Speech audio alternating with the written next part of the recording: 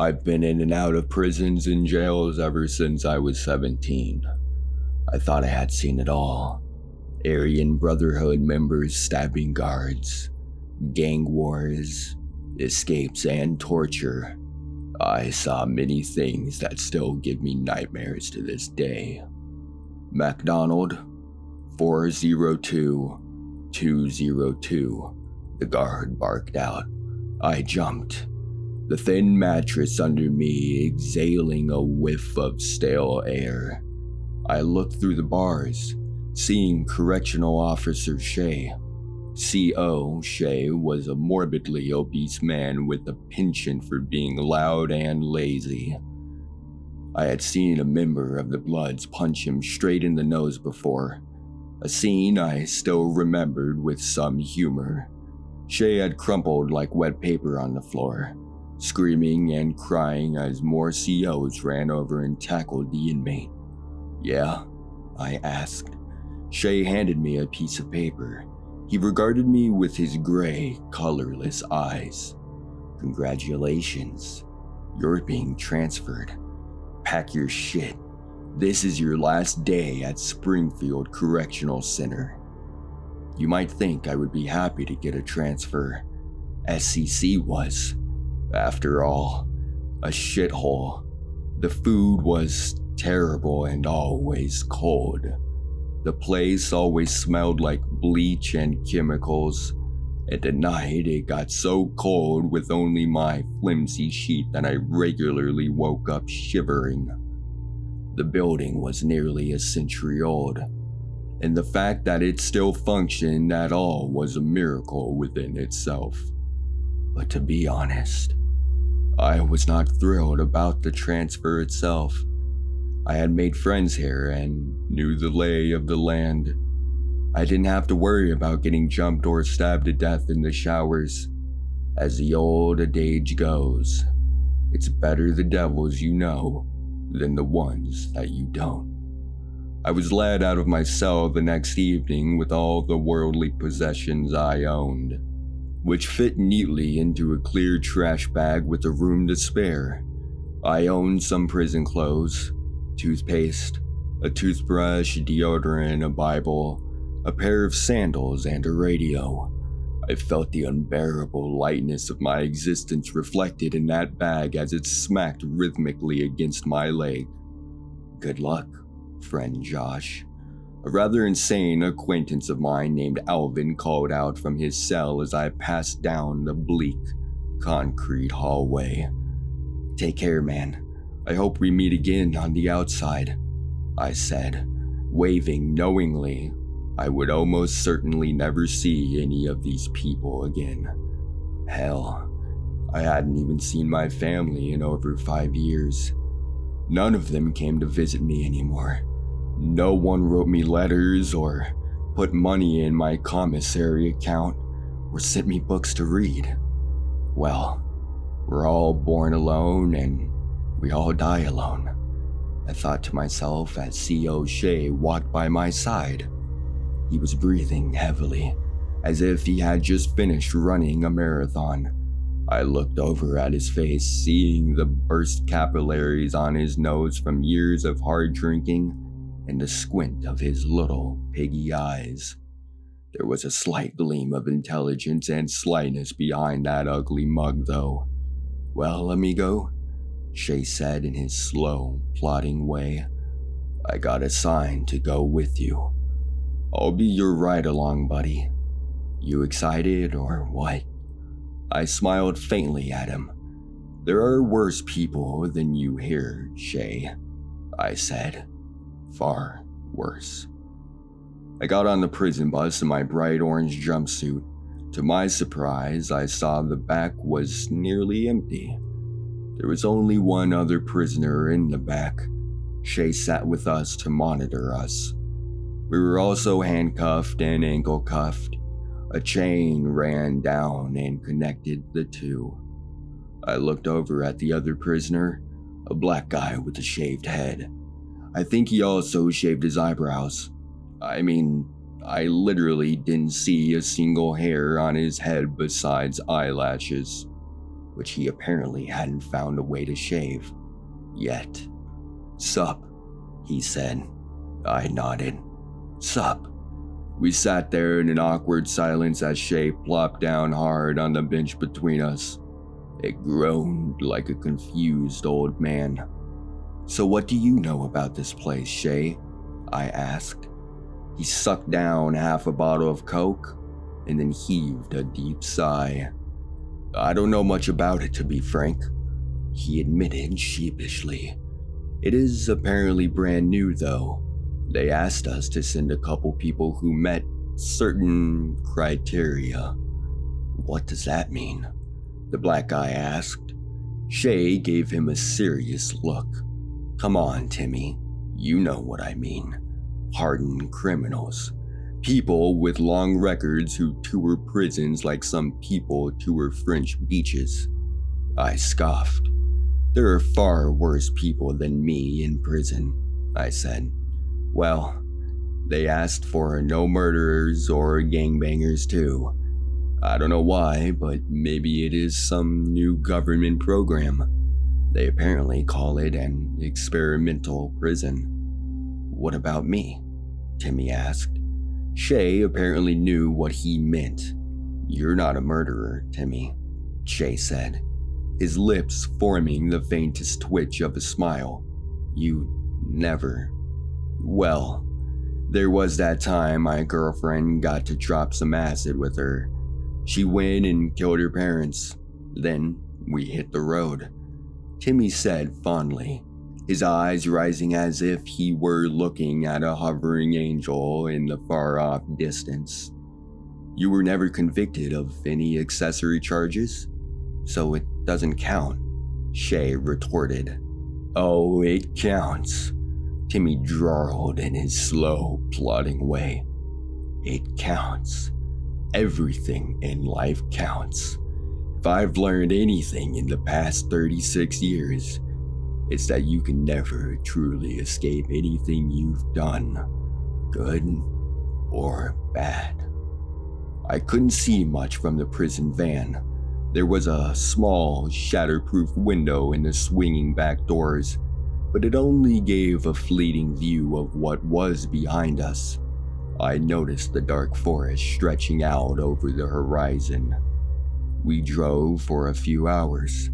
The three of us bullshitted, talking about everything from sports to politics to the recent spate of fatal stabbings at SCC. I felt the van stop. I looked out the back window, seeing more endless trees. I didn't see a single house or car on the road we had taken. "This place is a ghost town," I said.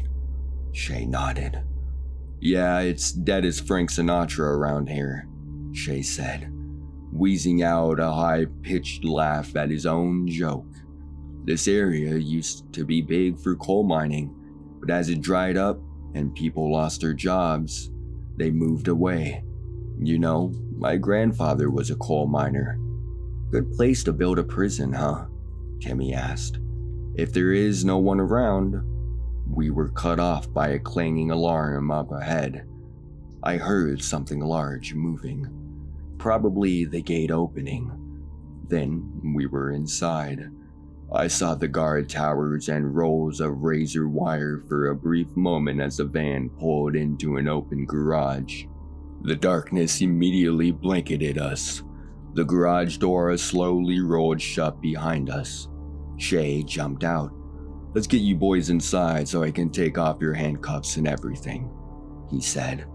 Motioning for us to follow, he pulled out a flashlight from his belt, guiding us through the pitch black, the dim lights and shadows racing across the room like groping tentacles. I caught glimpses of strange objects in the darkness. They looked like medieval torture devices. "What is this place?" I whispered. My voice echoed far too loudly off the cold concrete floor and walls. "Those look like torture devices on the table, Shay. I think those bloody things are thumb screwers, and they might be a pair of anguish." I pointed to the pear-shaped object with 3 wicked blades. whose points came together sitting on a dusty shelf. The ornate handle had springs connected to it. The object could be forced into any human orifice, and when the springs were engaged, it would open like a flower inside the person's body, ripping their flesh apart and enlarging that orifice to a bloody, gaping hole. "How do you know so much about this?" Shay asked, giving me a strange look. He narrowed his little piggy eyes. He continued to fumble with the flashlight, peering around for a door to exit the garage. I looked back at the car and saw the driver just sitting there, his entire body as lifeless and still as a mannequin. "I've read a few books," I said as Timmy interrupted us.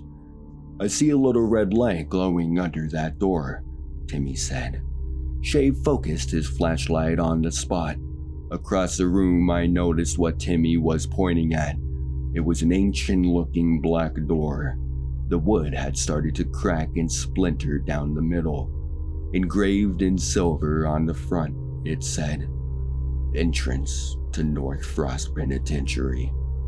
"Hello?" Shay called towards the door as the three of us moved forward, the steel chains giving my steps a clinking rhythm. Shay reached the antique crystal doorknob.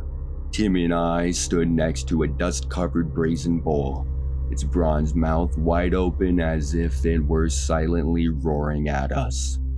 As Shay pulled open the door, crimson light flooded into the garage.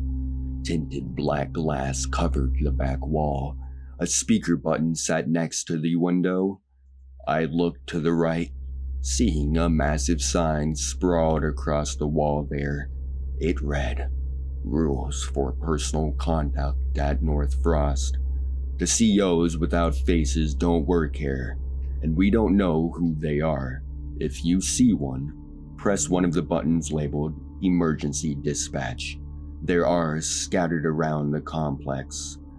When the red emergency lights come on, hide until they shut off. Do not go into the medical ward for any reason.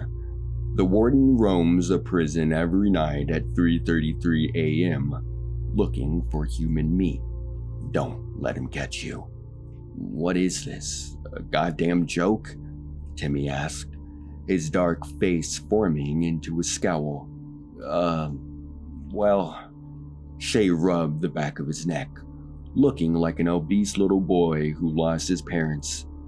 "I've never been here before, but this is all pretty unusual, I'll admit."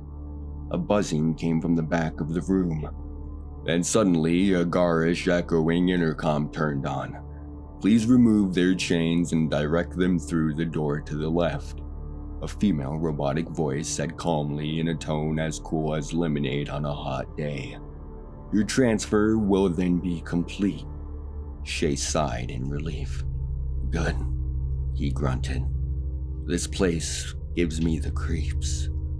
"Bro, you can't just leave us here," Timmy protested. "What the fuck is this place? Where is everyone? Why is there a room filled with bloody, ancient torture devices next to the garage?" Shay put his hands up. "I'm sorry, son, but I have orders. I'm just a messenger here. I was told to transfer you here, and that's what I've done." He fumbled around his belt for his keyring. He came over and unlocked the handcuffs and ankle cuffs from both of us. I stretched, rubbing my wrists. I was glad to be out of those suffocating restraints. "Thanks for everything, then," I said, picking up my extremely light garbage bag of possessions and heading for the door on the left. Timmy reluctantly followed behind. A sign on this door read, "To General Population." But when we got to the other side and it slammed shut behind us, I found a hallway filled with more red emergency lights streaming down. An involuntary shiver ran throughout my whole body. I remembered those absurd rules someone had put up. What had it said about red lights? My mind raced for a few moments. Then the answer popped up. It said, to hide. A man shrieked up ahead, his voice riddled with agony and terror. The hallway split to the right and left, and I couldn't see anyone. Timmy and I stopped.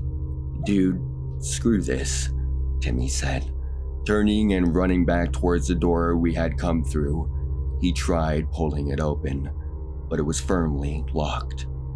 The scream came again, louder and closer, but this time it was cut off suddenly.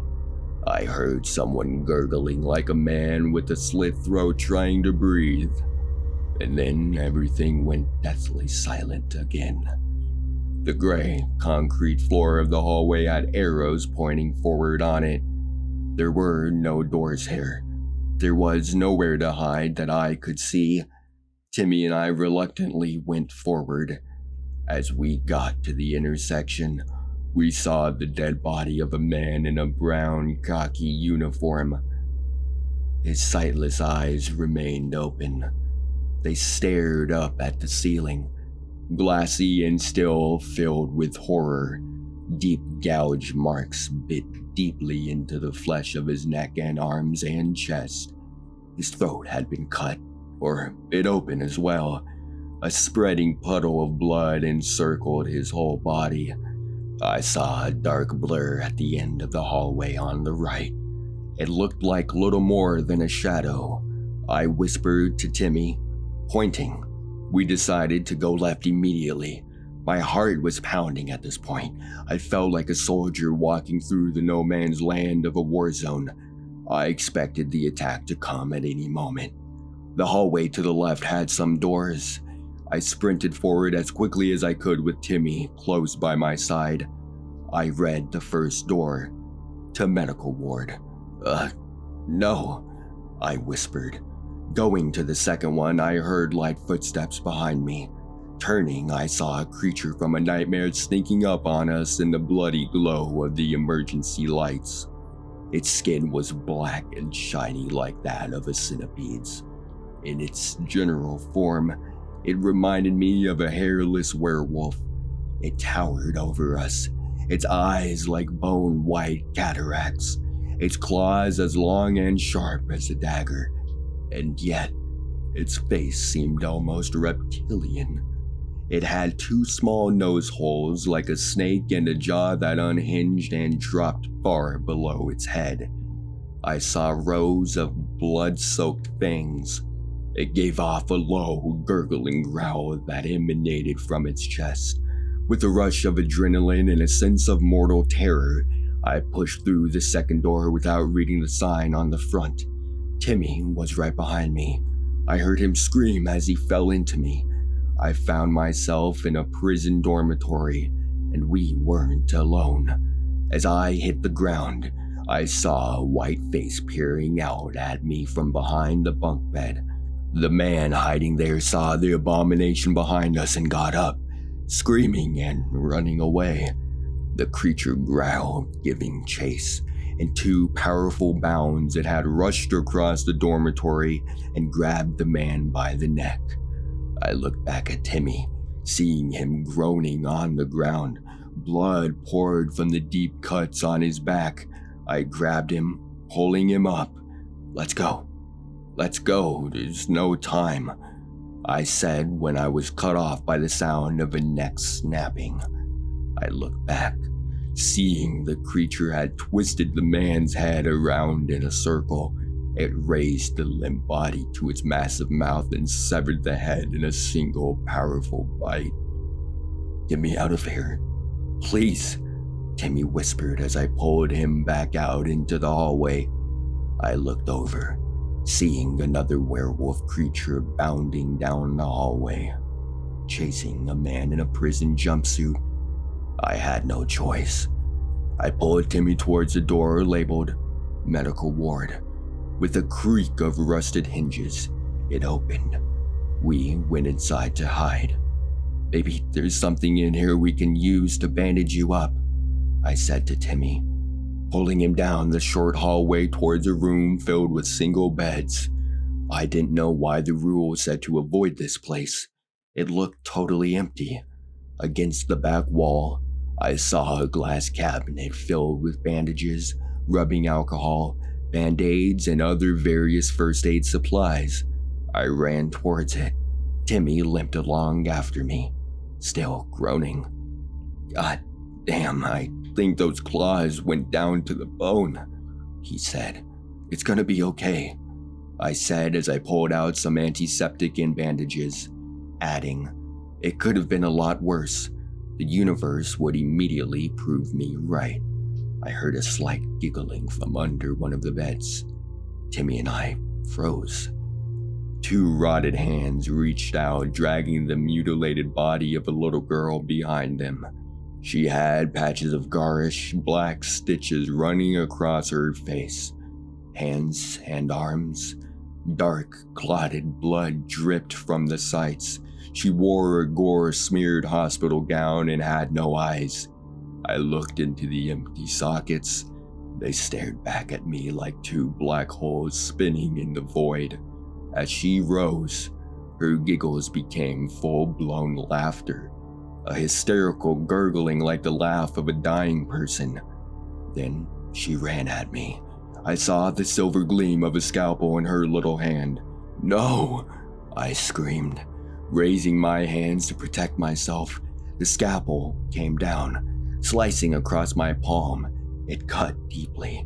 A cold, burning pain ran up my arm. I repressed the urge to scream.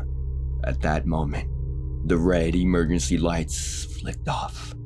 Bright fluorescent lights popped on, flickering and strobing in rapid succession. Timmy ran forward, tackling the undead girl, but I saw more small hands reaching out from under the beds. Hands filled with swords and squirming larvae. I could see the bones of their hands through necrotic patches eaten into their flesh. I ran for Timmy, grabbing him and hauling him up. "Time to go. Now!" I screamed, pulling him forward as more undead boys and girls rose up, all with sharp knives and surgical instruments grasping in their little hands. I felt a sudden pain in my leg. Looking down, I saw a knife sticking out of my thigh. The empty eye sockets of a little boy's face stared up at me, grinning like a skull. I collapsed on the ground as we were surrounded. I prayed to God then, knowing we would die. I prayed that he would forgive me for all of my mistakes, because I was on a fast track to the afterlife and I would be seeing him in a few seconds. With a sharp cry of pain, I yanked the knife out of my leg, turning it on my attacker. Then a gunshot rang out. The head of the nearest girl exploded in a shower of bone fragments and dead maggots. I looked up, seeing Shay standing at the door, his pistol raised. "Come on," he screamed. "Come on, you idiots, let's go now." Timmy and I didn't need any more encouragement. As Shay continued to blow apart the nearest of the undead abominations, we limped and scrambled towards him. My leg gave a shriek of pain with every step. We got out of the medical ward, battered and bruised, but still alive. "Why'd you come back, Shay?" I asked through pained breaths. Shay gave me a frantic look. When I got back out of the car, the driver was dead. His throat was ripped out by something. I don't know. I grabbed his keys and came back for you two. I don't know where we are, but I'm getting you out of here, he explained. I looked at him in amazement. I had never thought in a million years Shay would risk his life to save some scumbag inmates. "So what's the plan?" Timmy asked, sweating heavily, his eyes wild and pained. "How are we getting out of here without dying?" Shay shrugged. "The door locked behind us when we came in," I said. "Unless we can break it down and get back to the car." We passed by buttons labeled Emergency Dispatch, under glowing red emergency signs. I wondered if we could get help somehow through them. "Halt!" someone cried from behind us. I looked back. Seeing a man in a black correctional officer's uniform, he ran towards us, his hand on the radio hanging from his belt, but something immediately seemed off about his figure. As he got closer, I realized why. He had no face. His entire body was just smooth, white skin, without hair or any signs of features. He spoke again, and the voice seemed to come from all around his body. "You must report to the medical ward," the strange figure said. "We do not allow injured people in the hallways." "No, we're fine," Shay said, grinning. "See, buddy, I work for the DOC too." He pointed at the identification clipped to his breast pocket. The figure raised his radio to his lips. "We have resistance near Dormitory 1, the fake CO said into the radio before any of us could stop him. Shay ran forward, knocking the radio from his hand. The CO instantly straightened up and whipped out his pistol, pointing it at Shay's torso. He fired, and I saw Shay's chest explode in a blossoming flower of blood. "No, damn it," Timmy said, running forward. I saw a silver gleam in his hand, and I realized he had taken one of the scalpels from the undead Shay had killed in the medical ward. As the fake CO spun to point the pistol at Timmy, Timmy ran into him, stabbing the scalpel deeply into the CO's neck. They fell together with Timmy on top of the fake CO. His body weight drove the scalpel deeper into the white, featureless skin. Blood the color of soot spurted from the wound. The gun went off, the bullet missing Timmy entirely and smashing into the ceiling. The CO's gurgling death gasps seemed to come from all around his body. I grabbed Timmy. "Get the guns," I said. "They're both dead. We need the guns." He nodded, grabbing the CO's gun and taking an extra magazine from his belt. I did the same with Shay's gun and magazine. I pressed the button labeled Emergency Dispatch as more faceless men appeared far off down the corridor. Then we fled as fast as we could from that hallway. But seeing as we were both in pretty bad shape, it wasn't very fast. At that point, I was just glad to be alive, though. We wandered around the prison, avoiding the faceless COs whenever we saw them patrolling the hallways. They would radio to each other, their voices always surrounding their bodies rather than coming from their heads, which I found extremely eerie and unsettling. A couple times I saw men in black SWAT suits with automatic rifles gunning down the fake COs. I wondered if this was the emergency dispatch. Timmy and I avoided them as well, and we gave a wide berth any time we heard gunfire. We passed cells with mummified corpses hanging from the ceiling. We passed dormitories where the victims of the strange werewolf-like creatures littered the floors, rotting and stinking like roadkill. Occasionally, I would catch a glimpse of another survivor, a pale face peeking out from some hiding spot. But Timmy and I kept pushing forward, looking for a way out. We were in a sprawling gymnasium, sitting down and resting for a few minutes when we encountered the warden. We heard a demonic roar from the hallway, a mixing of many strange inhuman tongues. As Timmy and I sat up quickly, a decapitated body flew into the gym, and a creature from hell followed after it. The body smacked into the concrete wall with a soft, fleshy whack. The warden stood 10 feet tall. He had on a black correctional officer's uniform and a leather visor cap. His face looked like it had no flesh. A thick layer of bone covered it with 2 reptilian eyes peering out from behind slitted pupils. He hissed, a forked tongue shooting out from his gaping maw. His fingers looked like sharp daggers of bone. A smell like old leather and blood rose from his body. "Shoot it!" I screamed, raising the pistol and firing at its head. The first shot blew off its visor cap, revealing the hairless reptilian skull underneath. But the bullet only gouged the top of its skull. It ran at us with powerful, bounding steps covering the distance in moments. Timmy and I fired as fast as we could. As it got within a few feet of us, it bounded into Timmy like a freight train hitting a car. Timmy's body went flying and smashed against the back wall with the sound of bones shattering. I slammed another magazine into the pistol as the warden turned to me. We had hit it. I saw.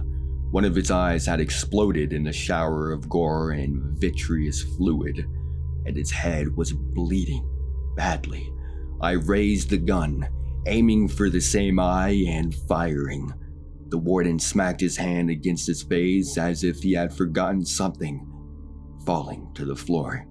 I ran forward, putting the pistol point blank against his ruined eye before emptying the clip. By the end, he wasn't moving anymore. "Oh, God," I said, walking over to Timmy. I saw his shattered legs, his broken spine, and his snapped ribs. He coughed up blood. "I'm sorry, Timmy. I really am." His head might have nodded slightly as he died, giving a final death gasp before falling still.